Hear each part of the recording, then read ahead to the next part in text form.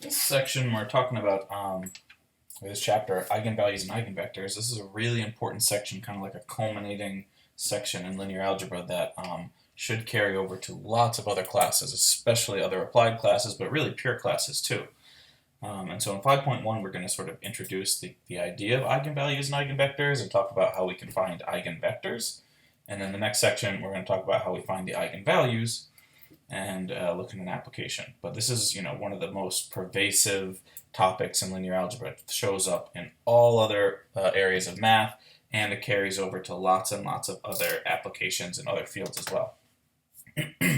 So let's read what it says here. So let's think about this as a linear transformation, t of x equals ax. So we're taking a matrix, a vector x, multiplying it by a, and it's going to be sent to ax.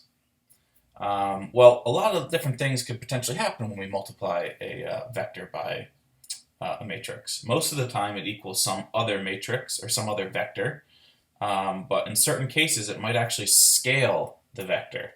And so let's look at a couple examples. Let's consider this matrix here with these two different vectors. And so u and v are both being plotted down here on this graph.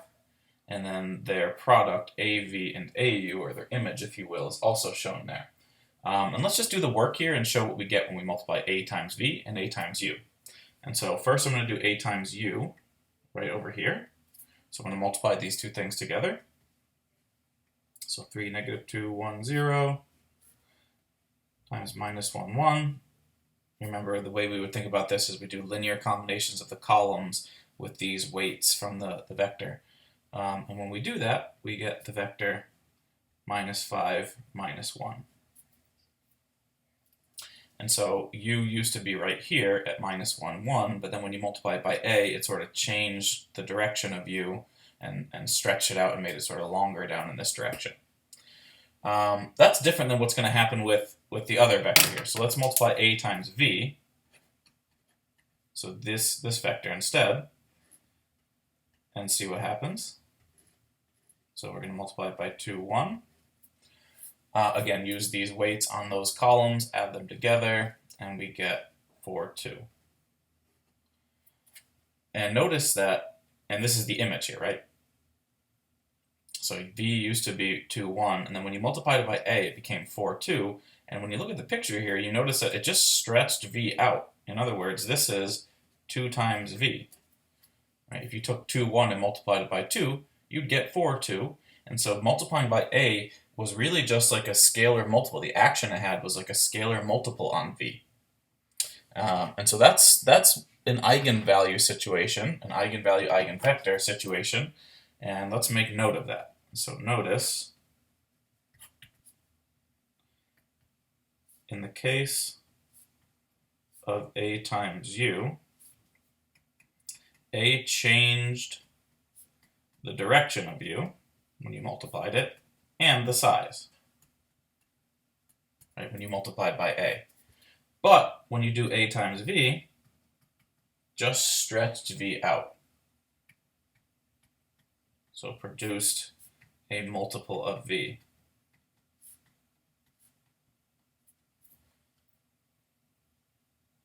Specifically, what we figured out is that when you multiplied a times v, you got 2 times v. Right? Stretch it out twice as much. And so this is our first representation of an eigenvalue eigenvector situation, because you multiplied a matrix times a vector, and you got a scaled version of that vector. And so when we look at the definition down here, an eigenvector of a square matrix is a non-zero vector such that ax equals lambda x for some scalar lambda. And that's exactly what we did here, right? A times v equals 2 times v. And so we have this exact sort of relationship, this sort of situation. And so in this case then, we would say that lambda is 2, and so that's what's called an eigenvalue. So we have an eigenvalue of 2 here, and the eigenvector would be v. And so again, this is the relationship that we're going to be looking at the next couple sections. Ax equals lambda x. That's the thing that has lots and lots and lots of applications. And so the thing you should sort of take away from this definition here And you can see it says that x is the eigenvector corresponding to lambda. And so what that means is those things come in pairs, like lambda and x are an eigenvalue eigenvector pair. So eigenvalues slash vectors, they come in pairs. And in the above situation, what we had was a times v equals 2 times v. And so this is telling us that v is an eigenvector. I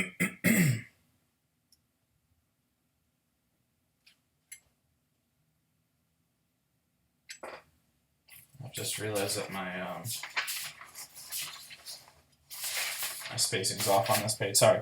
So v is an eigenvector with corresponding eigenvalue of lambda equals 2. Right, because we have this situation where AV equals 2V. This next sentence right here should be on the next page. That was what was tripping me up a little bit. So I'm just going to delete this from this page. There's obviously some little hiccup in my document that I didn't notice before we printed it. Not a big deal, but that should be on the next page. I will write at the top of the next page. So this first page is just sort of giving you an idea of how we can see if something is an eigenvalue eigenvector pair, right? If AV equals 2V or AX equals lambda x in that, in the general sense, then we can see that something is an eigenvalue eigenvector pair. And so that's what it had said right under this whiteout part that I'm going to write at the top of the next page. So the thing I will start, that should have been on the top of the page, I will write down, says, to determine if you have a pair, so determine if vector x is an eigenvector,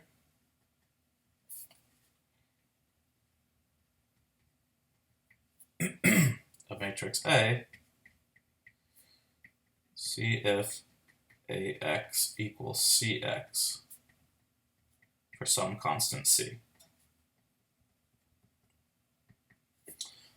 So your page should say that right at the top of there. I apologize that mine was a little bit messed up.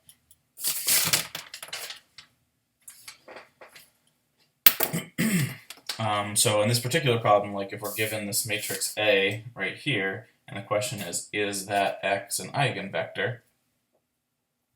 We can just multiply these two things together and see if we get a scaled version of X, right? And so let's look at AX, in other words. So AX is going to be A times X, so 3, 3, 5, 6, 3, 6, 7, 7, 5, times 1, negative 2, 1. And when we do that multiplication, we get minus 2, 4, minus 2.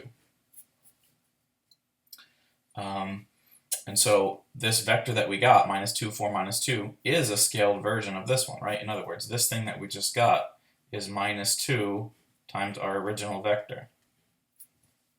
In other words, it's minus 2 times the vector x. And so since ax equals minus 2x, x, we have this relationship, right? We have the eigenvalue eigenvector relationship. And so x is an eigenvector.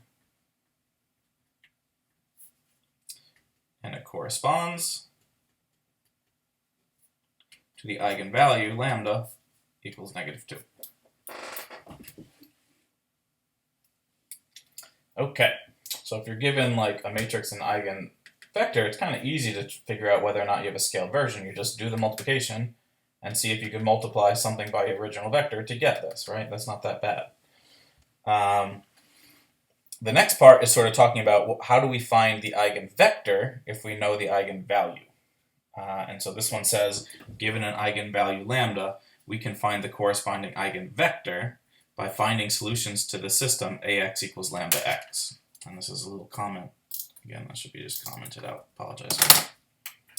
All right, so in other words, this is known the eigenspace, by the way. But so if this is the matrix A and this is our eigenvalue, we find the eigenvector by setting up this situation and then trying to solve this system.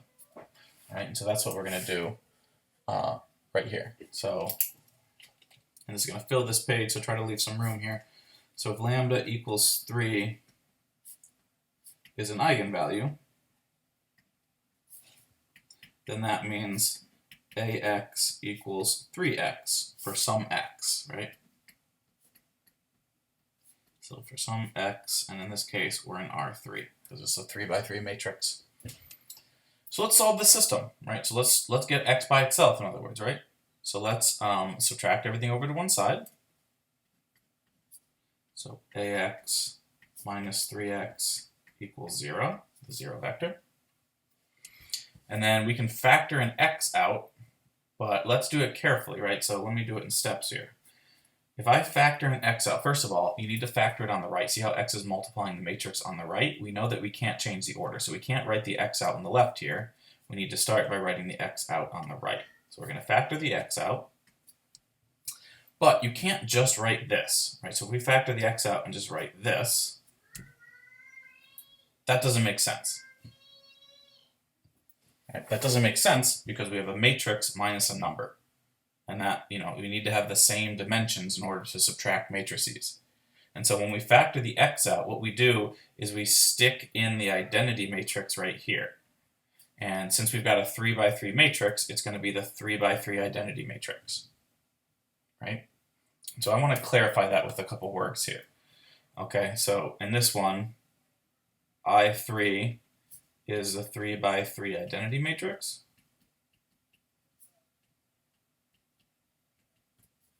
And we need it because when you do a minus 3, you can't do that, right? That's like a matrix minus a number, so you can't do that. So a minus 3 is not defined.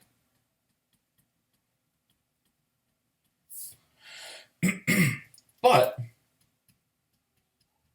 a minus 3i is defined. And so you stick the I in there so that you can factor the x out and still have this thing inside the matrix, right? And notice what this does. When you do 3 times the identity matrix is just a bunch of zeros with 1s on the diagonal. So when you do 3 times that, it just puts 3s on all the diagonals. So then when you do a minus 3i, it just takes the matrix A and it subtracts 3 off all the diagonal entries, right? So this piece right here, you shouldn't have to think too hard about it. A minus 3i is just subtracting 3 from the diagonals of A.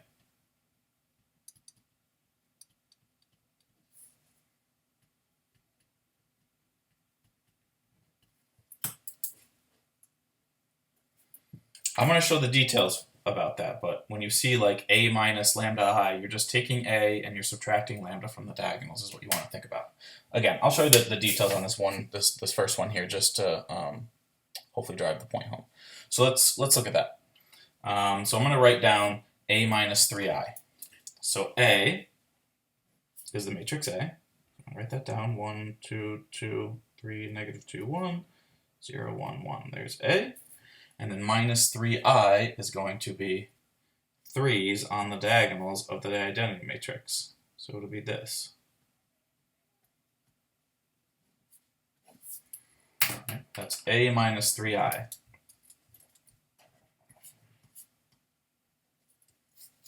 And so you can see when you do this, you're just going to take these 3's and they're going to subtract from each one of those diagonal entries in A. Right? Okay, so let's keep going though. So this is A minus 3i x equals 0, right? So I'm just rewriting this equation out. Well, this becomes a homogeneous system, right? So you can write this as a homogeneous augmented system where you subtract 3's off the diagonal and set it equal to 0. And so this becomes this augmented matrix. Minus 2, 2, 2, 3, minus 5, 1, 0, 1, negative 2. And you want that to be equal to 0, 0, 0. And so we can just solve the homogeneous system, right? This is just a homogeneous equation right here, and it turns into this homogeneous system. And so you can just solve the homogeneous system by matrix reduction.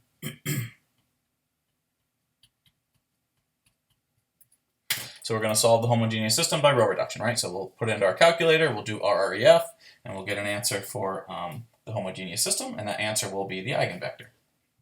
And so let's do RREF in our calculator. And when you do RREF in your calculator,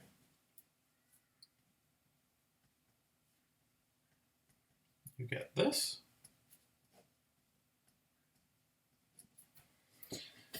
And so we can see that x3 is a free variable. And so we can write this answer, and it's going to have a non-trivial solution, right? So this tells us that x1 is 3x3, x2 is 2x3, x3 is free.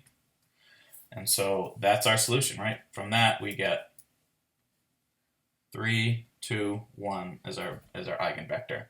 And so that is the eigenvector of A that corresponds to our given eigenvalue of 3.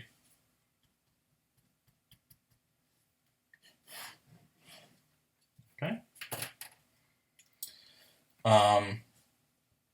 And we did that just by, setting up our situation, ax equals 3x, solving the homogeneous system, and we get the answer, which is a vector, and that's our eigenvector.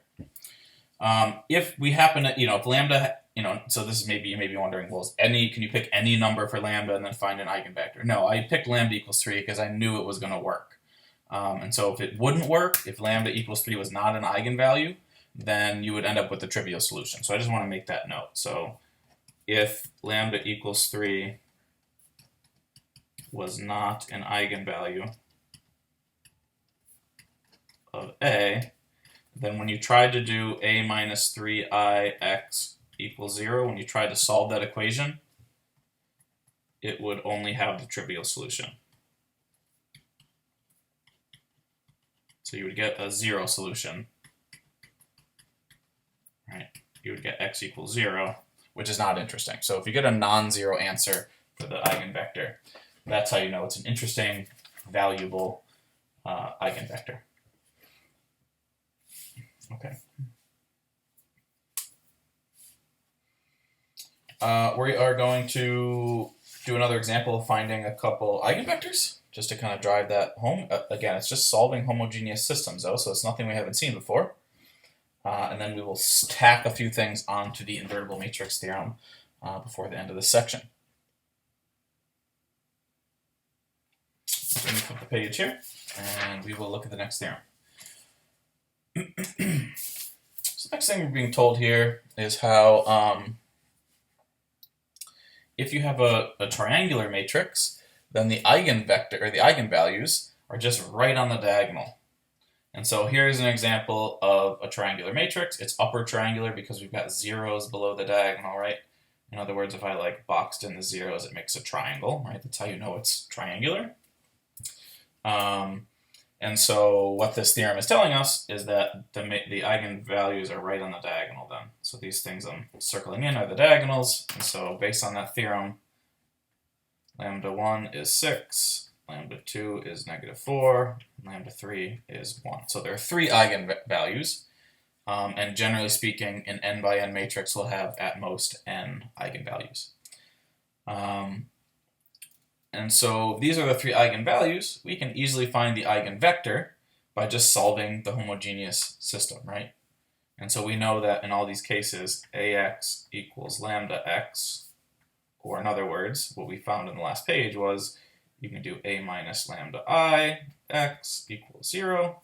And so we're going to look at this equation with these different lambdas and solve them for each one to find the eigenvectors. In a live class, I usually have people do this in groups. I think this is a good time to try this. And there's 3 opportunities to do that. So you might want to try at least 2 of them. If you want to watch me do another one, that's fine. If you feel good about this, maybe just pause the video real quick and see if you can do what we did in the last page. Otherwise, I'm going to find the corresponding eigenvectors for each one of these eigenvalues live here. So I'm going to find the corresponding eigenvector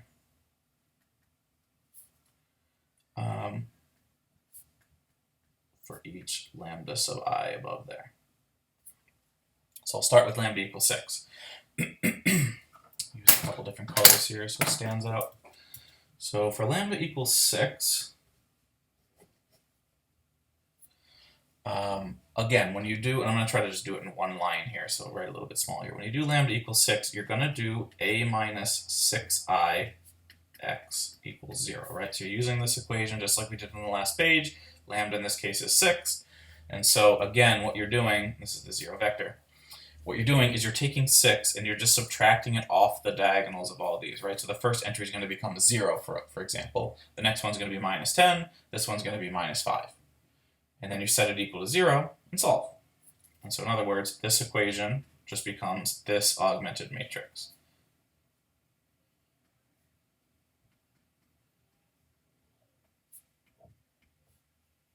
And then you want that to be 0. So that gives you something easy to solve. Okay, let's row reduce. I row reduced ahead of time and I got this matrix.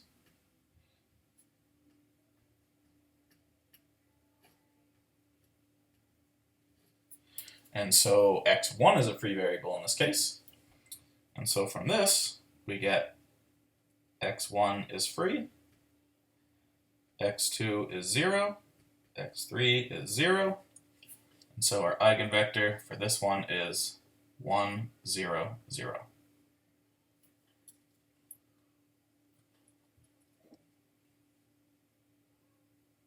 And we just do the same thing for the other ones, right? It's going to be another homogeneous system, but in the second one, we'll subtract -4 off the diagonal, so it's going to be adding 4, right?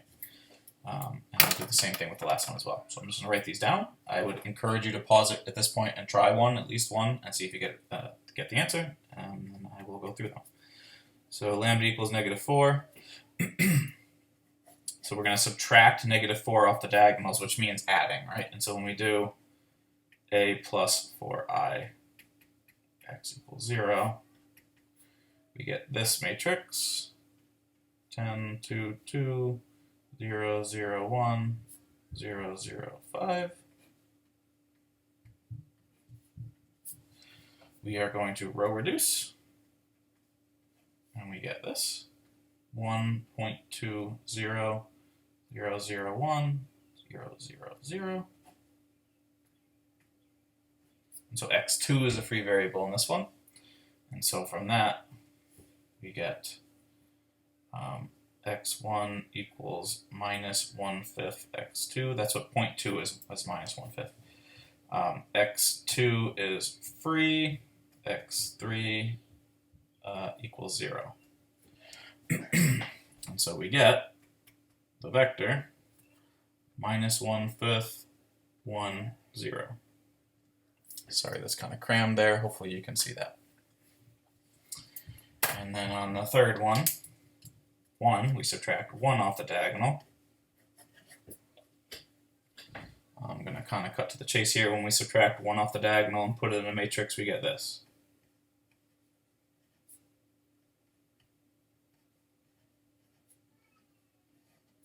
And then when we row reduce, we can solve the system. Oops, it should be set equal to 0, 0, 0. I forgot about that. So when we row reduce, we get 1, 0, 12 over 25. I converted to fractions. 0, 1, minus 1/5, 0, 0, 0. No, still equal to 0. I forgot my zeros. And from that, we get the following.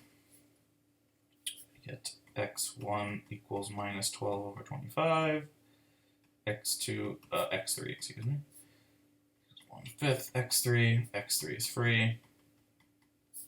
So our final eigenvector is minus 12 over 25, 1 over 5, 1. So we got our 3 eigenvectors. So ax equals lambda x, where these are the x's and these are the lambdas.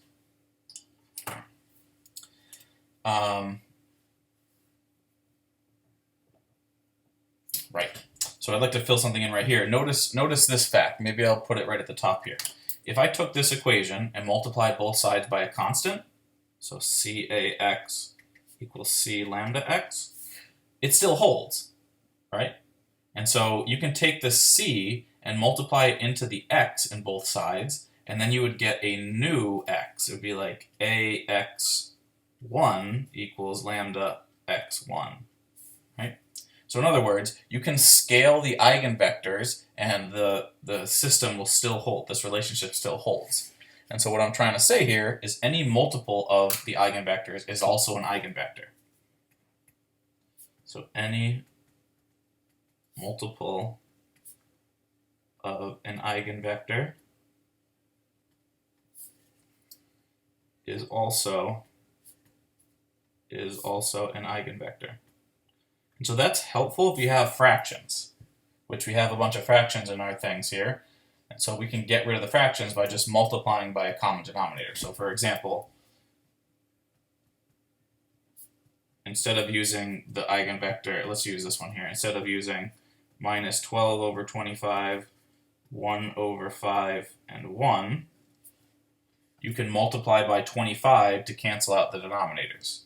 You can instead use 25 times that to get rid of the denominators.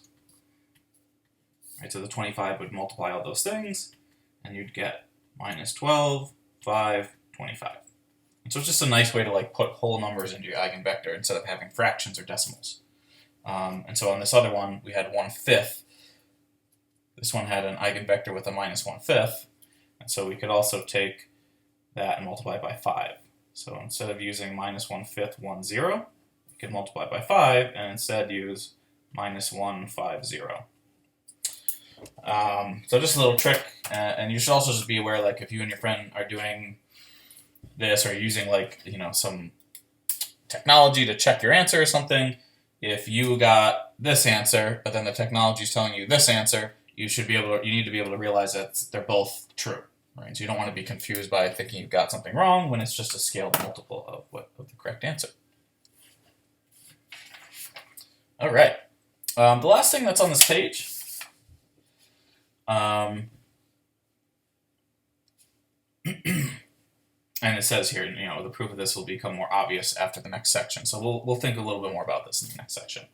The last theorem on this page, though, is just kind of like an interesting fact. It's telling us if v1 to vr are eigenvectors that correspond to eigenvalues lambda 1 to lambda r for some matrix A, then the set of eigenvectors is linearly independent. And so I don't personally see lots of uses. Like I wrote right here, theorem 2 is more of an interesting fact than a useful result. Like we don't use this a lot, at least in our course. But it is kind of interesting to know, just kind of relating it to past sections, that the set of eigenvectors are linearly independent. In other words, these eigenvectors are not linear combinations of each other. Right? That's another way to say that. Okay, the last thing in this section is just sort of tacking something onto the invertible matrix theorem. You know, I mentioned many times how we just kind of do this after every section. We just add something to the invertible matrix theorem. We're now down to letters S and T. And so the following additions to the invertible matrix theorem follow directly from the definition of an eigenvalue, which is, if we have an n by n matrix, then the matrix A is invertible, and all the other things in the invertible matrix theorem, if and only if the number 0 is not an eigenvalue, and the determinant of A is not 0. And so I'll just mention that the T we saw in the determinant section. So we saw letter T previously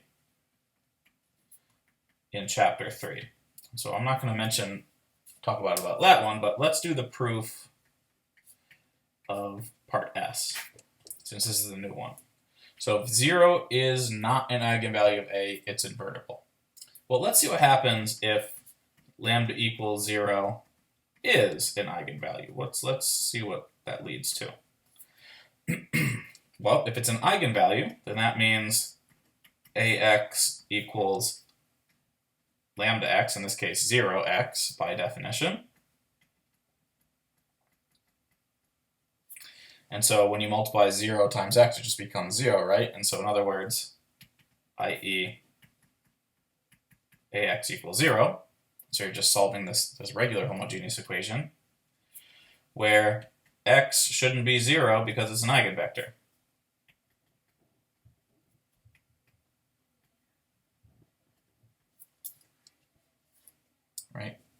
And so if x shouldn't be 0, that means this normal ax equals 0 homogeneous equation has a non-trivial solution. So that means ax equals 0 has a non-trivial solution. Well, that means that we shouldn't be able to multiply by the inverse, because if you multiply by the inverse, you'll get x equals 0, right? So that means A is not invertible. So just kind of tracking through how if lambda ends up being an eigenvector, it leads to A not being invertible. And so the opposite ends up being true. If lambda equals 0 is not an eigenvalue, excuse me, then it would turn out that A is invertible. Just kind of like reasoning through that a little bit to see how that works. Okay, I am going to start the next page and sort of set up the first part of it, because I've only spent about a half hour on this video, and I think the first page on the next section really drives home the concept of how to find an eigenvalue. And so I'm going to just do that page and then reiterate it at the start of the next section. So this is technically 5.2, but it's just a continuation of 5.1, where we're going to talk about how we actually find eigenvalues. And so in the previous section, we learned about what an eigenvalue and eigenvectors are, and here we learned how to calculate them directly. So we already talked a little bit about how to find the eigenvector, but not the eigenvalue. So here's how we find the eigenvalue. So a scalar value lambda is an eigenvalue of matrix A if and only if ax equals lambda x for some vector x, right? And I should mention, we said this in the last section, but it's a non-zero vector, right? And so let's go ahead and solve this equation again. And so this is going to look a little bit similar to last section, but we're going to do something different with it. So we're going to move everything over to one side again. Oops, so that should be a subtraction sign. Sorry about that. So ax minus lambda x equals 0. Let's factor out the x again and insert the identity matrix.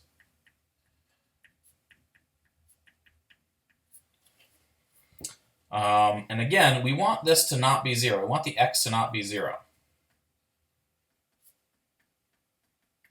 Right, because if the eigenvector was 0, that's just not interesting. We want something that tells us something about the matrix, and so it needs to be non-zero.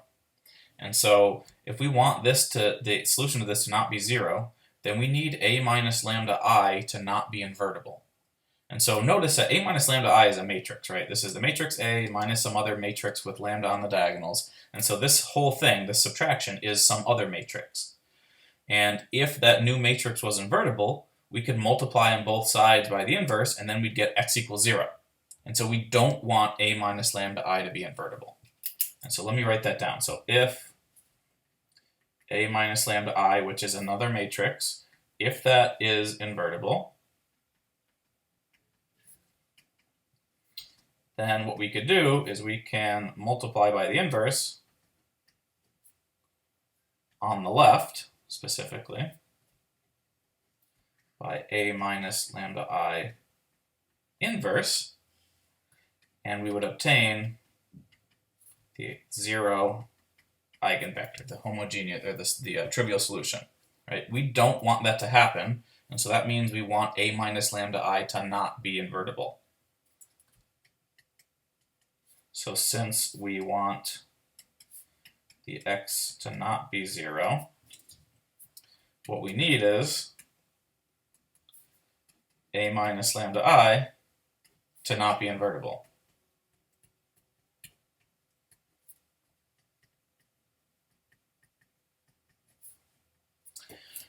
Well, we just said, it was a sneak peek of that invertible matrix theorem. A matrix is invertible if and only if the determinant is not 0. Or the other way to say that is, if the determinant is 0, the matrix is not invertible. And so, let me write that down. So a matrix is not invertible if its determinant equals 0. We learned that in the determinant section, and we added it to the invertible matrix theorem in the last page. Thus, to solve this equation, if we want to solve this equation right here, and we want a minus lambda I to not be invertible, we want its determinant to be 0. And so that's how we find this. So thus, for a non-zero eigenvector and value, so eigen value slash vector, we need the determinant of a minus lambda I to be 0, so that matrix is non-invertible. And as you look at the next definition, that's exactly how we find these things. A scalar lambda is an eigenvalue of a matrix if and only if lambda satisfies the characteristic equation determinant of a minus lambda I equals 0, right? So this is exactly what we just sort of reasoned out right here, and that's exactly how we find eigenvalues. You do a minus lambda I, and then you do the determinant of that, and then you set it equal to 0 and solve. And so that's what it says at the bottom of the page here, right? In summary, to find eigenvalues lambda I for a square matrix, you write down a minus lambda I, which is just the matrix A with lambda subtracted from the diagonals. You do the determinant of that. That's going to create what's called the characteristic equation. And then you want that to be 0, and so you take that and you set it equal to 0, and you solve. And those lambda values end up being the eigenvalues. And then what we learned in the last section was if you want to find the eigenvector, you take the lambda that you found, you plug it back into a minus lambda I, and then you solve that homogeneous equation equal to 0, right? And so we'll see some more examples of that throughout the rest of the section. And then we'll look at least one example at the end of the section, but I'll just say again that this eigenvalue, eigenvector, eigenspace situation is such a pervasive topic that just shows up all throughout mathematics and its applications. And so we really want to have an understanding how this works.